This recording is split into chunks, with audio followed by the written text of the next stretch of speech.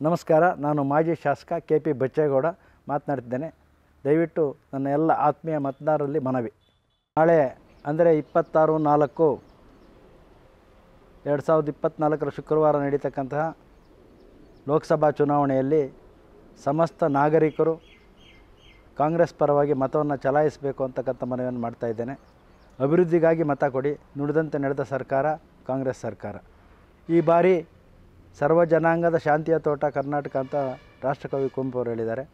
ಅದೇ ರೀತಿ ಎಲ್ಲ ವರ್ಗದ ಜನ ಕೂಡ ಈ ಬಾರಿ ಕಾಂಗ್ರೆಸ್ಸನ್ನು ಬೆಂಬಲಿಸಬೇಕು. ದಕ್ಷ, ಪ್ರಾಮಾಣಿಕ, ಸಜ್ಜನ ಕುಟುಂಬದಿಂದ ಬಂದಂಥ ರಕ್ಷಾ ರಾಮಯ್ಯನವರಿಗೆ ಕ್ರಮ ಸಂಖ್ಯೆ 3ಕ್ಕೆ ನಿಮ್ಮ ಹಸ್ತದ ಗುರುತಿಗೆ ಮತವನ್ನು ಕೊಡಬೇಕು ಅಂತಕ್ಕಂಥ ಮನವಿಯನ್ನು ಮಾಡ್ತಾ, ಇವತ್ತು ಚಿಕ್ಕಬಳ್ಳಾಪುರ ವಿಧಾನಸಭಾ ಕ್ಷೇತ್ರದಲ್ಲಿ ವಿಶೇಷವಾಗಿ ಒಕ್ಕಲಿಗರು ಅಂತ ಹೇಳ್ತಾ ಇದ್ದಾರೆ.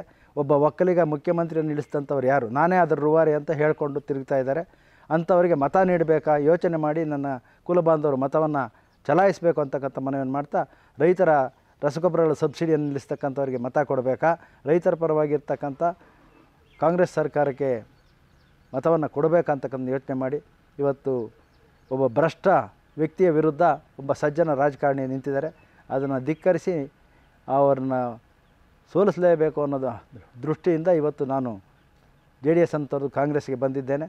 ನೀವೆಲ್ಲ ಕಾಂಗ್ರೆಸ್ ಪಕ್ಷವನ್ನು ಬೆಂಬಲಿಸಬೇಕು. ಇವತ್ತು ಸನ್ಮಾನ್ಯ ದೇವೇಗೌಡರು ಹೇಳಿದ್ದಾರೆ, ಹಾಸನ ಮತ್ತು ಮಂಡ್ಯದಲ್ಲಿ ನಮಗೆ BJP ಅವರ ಸಹಕಾರ ಸಿಗ್ತಾ ಇಲ್ಲ ಅಂತ. ಅಲ್ಲಿ ಸಿಗದೇ ಇದ್ದಂಥ ಸಹಕಾರ ಇಲ್ಲಿ ನಾವ್ಯಾಕೆ ಕೊಡಬೇಕು ಅಂತಕ್ಕಂಥ ಮನವಿಯನ್ನು ಕೇಳ್ತೀನಿ. ಇವತ್ತು ಸಂಯುಕ್ತ ವಿಜಯ ಕರ್ನಾಟಕ ಪತ್ರಿಕೆಯಲ್ಲಿ ಅದು ಬಂದಿದೆ.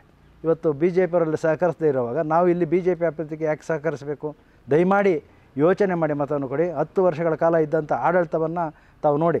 ಭ್ರಷ್ಟ ಚಿಕ್ಕಬಳ್ಳಾಪುರ ಆಗಿತ್ತು, ರಿಪಬ್ಲಿಕ್ ಆಫ್ ಚಿಕ್ಕಬಳ್ಳಾಪುರ ಆಗಿತ್ತು. ಈಗ 10 ತಿಂಗಳಲ್ಲಿ ನೆಮ್ಮದಿ ಇದೆ.